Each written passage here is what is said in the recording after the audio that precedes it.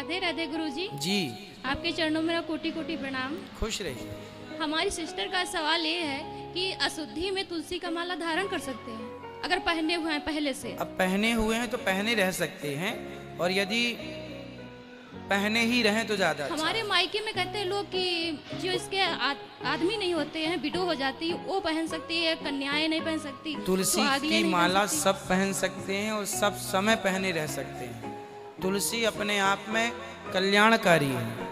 अब जैसे for example, जैसे कोई कहे कि मासिक धर्म में स्त्रियों को तुलसी नहीं पहननी चाहिए, थोड़ी देर के लिए मैं इस बात से सहमत हो भी जाऊं, तो माना कि किसी स्त्री ने तुलसी उतार के रख दी और वो मासिक धर्म में है, इसलिए अचानक तुलसी उतरी रखी है, उसके शरीर में तुलसी नहीं है, और तभी अचानक ना करे भगवान और उसकी मृत्यु हो जाती है ना, तो अशुद्धि के दिनों में माना मृत्यु हो गई, तो क्या होगा?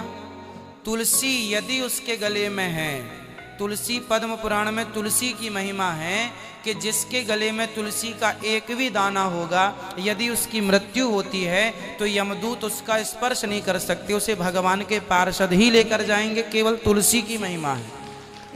तो इसलिए उस स्थिति में भी आप तुलसी धारण किए रहें, कोई दिक्कत नहीं। मेरा दूसरा सवाल गुरुजी ये है कि मेरे लड्डू गोपाल पिछले साल खंडित हो गए थे, तो मैंने विसर्जन नहीं किया था उनका, इस साल किए हैं, तो हम दूसरे लड्डू गोपाल लिए। हमारे कोई संतान नहीं तो उनको अपना बेटा मानते हैं, तो हम जब पूजा करते हैं तो उनके चरण छूना चाहिए या ना छुए? ठीक है, पुत्र भाव मानते हैं उनके चरण, वह भगवत भाव भी है, वो भगवान भी हैं, पुत्र भी हैं, तो भगवान के भाव से प्रणाम कर लिया करो, पुत्र के भाव से लाड़ कर लिया करो। और हमारा तीसरा सवाल ये है कि जैसे ज्योति हम जलाते हैं दीपक, तो उसको अस्त करना चाहिए खुद से या अपने आप हो जाए? नहीं, जला के छोड़ दो, वो अपने आप बुझ जाएगी, उसको बुझाना नहीं है। अच्छा, राधे राधे गुरु। राधे राधे। जो YouTube पर जुड़ रहे हैं चैनल को सब्सक्राइब जरूर करते चलेंगे।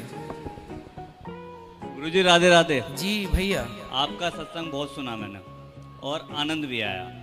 मेरा एक सवाल ये है कि जब हम गुरु मंत्र धारण करते हैं तो हमारे पूर्वजों का कहना है या जो गुरुदेव हैं उनका ये कहना है कि गुरु धारण करने के बाद जो हमारी घर की परंपराएं हैं, जैसे पितृदेव है, मावस है और भी तीज त्योहार है, तो उन्हें नहीं करना चाहिए, तो क्या ये सत्य है या नहीं? भाई गुरु मंत्र लेने के बाद एकादशी करनी चाहिए, रामनवमी करनी चाहिए, कृष्ण जन्माष्टमी का व्रत करना चाहिए, है ना, और तीज त्योहार भाई जो हमारे यहाँ दीपावली आएगी तो हम दीपावली मनाएंगे, होली आएगी तो होली मनाएंगे, मकर संक्रांति आएगी तो मकर संक्रांति मनाएंगे। तो गुरु मंत्र लेकर हमें और ज़्यादा से ज़्यादा एकादशी इत्यादि भी ऐड कर लेना चाहिए। और जो करते हैं भाई, हम हिंदू लोग हैं ना, हम सारे त्योहार मनाते हैं, दशहरा भी मनाते हैं, दीपावली भी मनाते हैं, तो तीज त्योहार तो करना ही चाहिए। मतलब सारे तीज त्योहार करने चाहिए। हाँ, छोड़ना कुछ नहीं है, छोड़ना है तो तीज त्योहार नहीं, अपनी बुराइयों को, अभिमान को, क्रोध को, लोभ को, अपने अंदर के जितनी गलत भावनाएं हैं उनको। राधे राधे। खुश रहिए।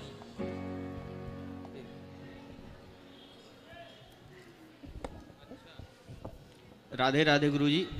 आपके चरणों में कोटि कोटि मेरा नमन सह प्रणाम। खुश रहिए। मेरा ये सवाल है कि आज के युवा पीढ़ी पूजा पाठ में थोड़ा कम मन लगाते हैं, तो मैं ये आपसे जानना चाहता हूँ कि वो अपनी दिनचर्या का शुरुआत कैसे करें जिससे भगवान भी खुश हों, उसका मन भी लगे और अपना सकर्म जो अपना उसका दिनचर्या कार्य है वो भी सुचारू रूप से कर सके।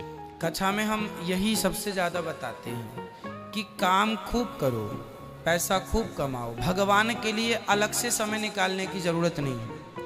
आप क्या करते हैं? मैं बैंक में जॉब करता हूँ। बैंक में जॉब करते हैं। आपका विवाह हो गया? जी, विवाह, बच्चे और पत्नी दोनों साथ। अच्छा, तो देखो भगवान की भक्ति कैसे करना है, आपको अलग से समय आप निकाल लें ध्यान करने के लिए भगवान का, तो वो बहुत अच्छा है।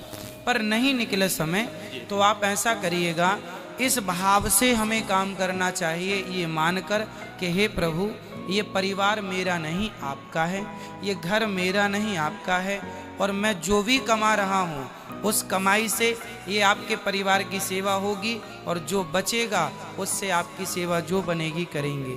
हम चलते खाते उड़ते बैठते काम करते बस इतना कहते रहें कि हे नाथ मैं आपको कभी भूलूं नहीं। काम करो, बैंक में बैठे हो, अंदर चलता रहे श्रीमन नारायण श्रीमन नारायण, भगवत चिंतन चलता रहे, काम ना छूटे पर अंदर से ये बना रहे कि हम भगवान के हैं। भगवान से संबंध बनाना ही भक्ति है। सिर्फ माला जपना भक्ति है ऐसा नहीं है। हम भगवान के हैं, भगवान हमारे हैं, ये बात मन में गांठ बांध लेना, यही भक्ति है। राधे राधे। राधे राधे। खुश रहिए। अब जो सवाल रह गए हैं आप लोगों के, अब कल प्रश्नोत्तरी होगी तो कल प्रश्नों का उत्तर दिया जाएगा। आज के लिए इतना ही। सबको जय श्री। समय हो गया ना। अब जो YouTube पर जुड़े हैं चैनल को सब्सक्राइब कर लें और शेयर कर लें। बाकी सवालों के प्रश्नों के उत्तर कल आपको देंगे। सबको जय श्रीमन नारायण। राधे राधे। शुभ रात्रि। राधे राधे गुरुजी। राधे राधे। गुरुजी मेरा 2 प्रश्न था।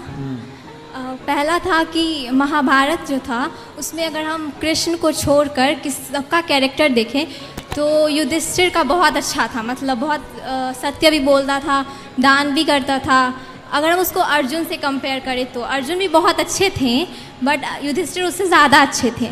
तो गीता भगवान ने अर्जुन को ही क्यों सुनाई? क्योंकि अर्जुन जो है ना समर्पण कर दिए।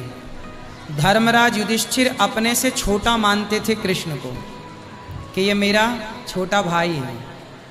और गीता कौन सुनेगा? जो शिष्य बनेगा। क्या बनेगा? शिष्य। भाई ज्ञान किसे मिलेगा? जो छोटा बनेगा।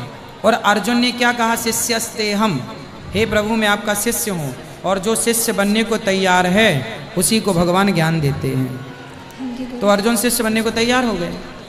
मेरा दूसरा प्रश्न था कि हमारे 3 शरीर होते हैं। तो एक सूक्ष्म शरीर होता है,